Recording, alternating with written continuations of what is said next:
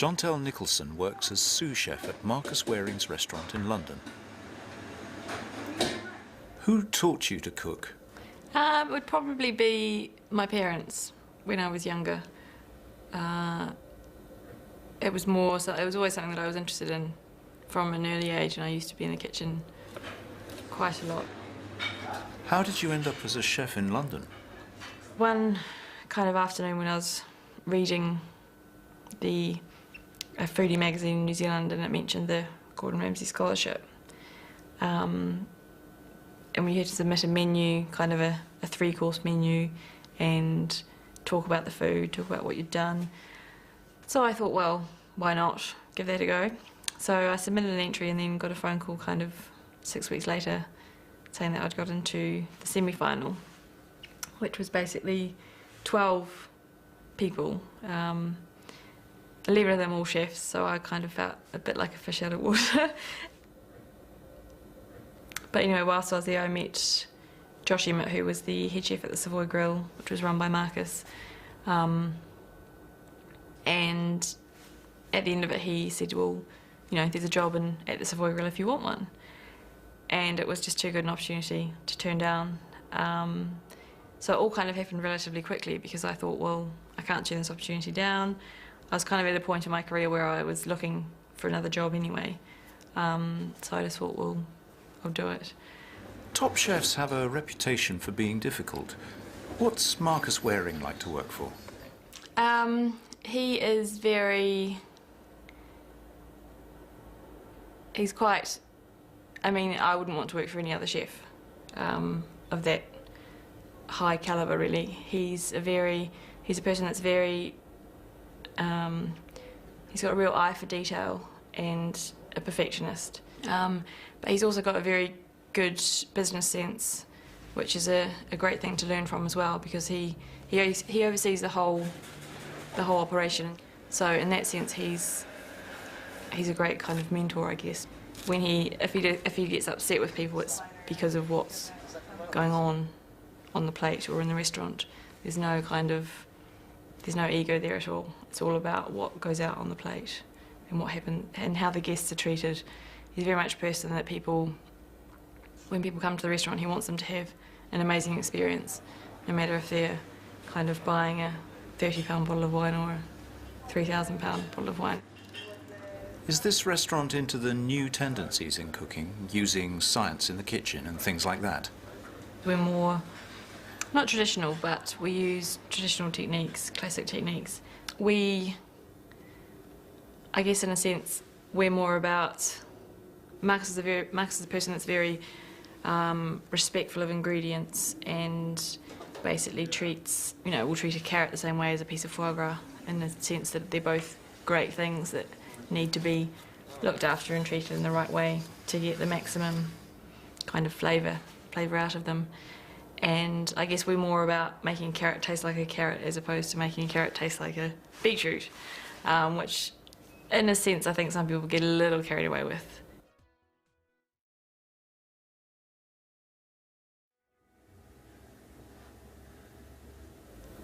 You're the sous chef here. Can you tell us what exactly is the difference between a chef and a sous chef?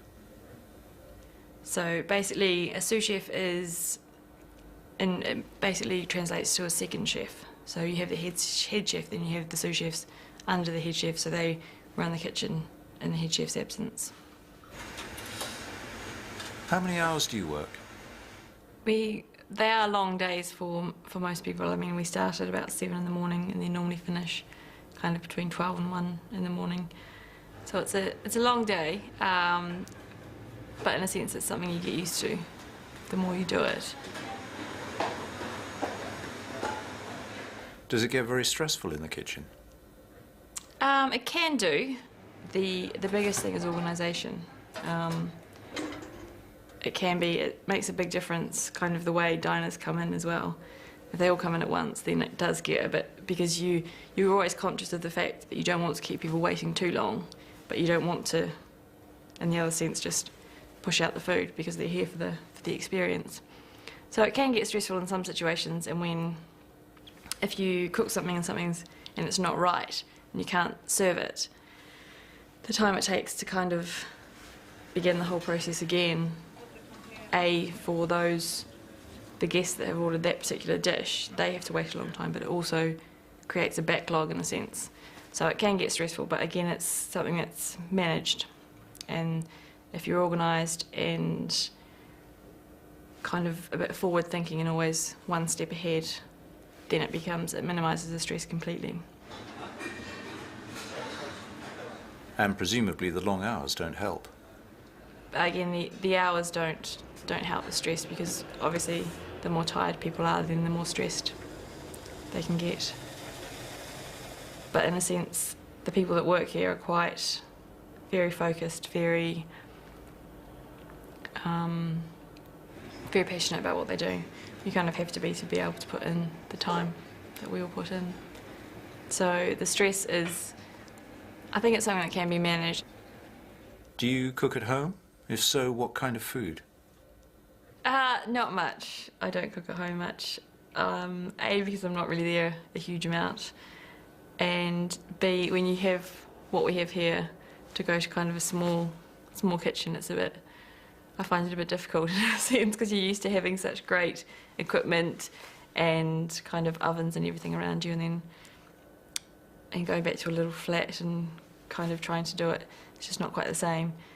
But then when I have time off, if I'm on a holiday or something like that, then I of course enjoy kind of going to a market or even a supermarket and getting kind of local ingredients and doing it that way. What would you have as your last meal on Earth? Wow, that's a big question. Probably would start with something like foie gras, because it is such a kind of delicacy, and then a seafood, probably scallops. Main course would probably be some beef, a rib of beef with some beautiful vegetables, seasonal vegetables. Then I definitely have to have cheese, because I'm a big fan of cheese, especially the European cheeses are just, that's one thing that I really love about kind of the UK and Europe. And then probably to finish, probably a pear tartare.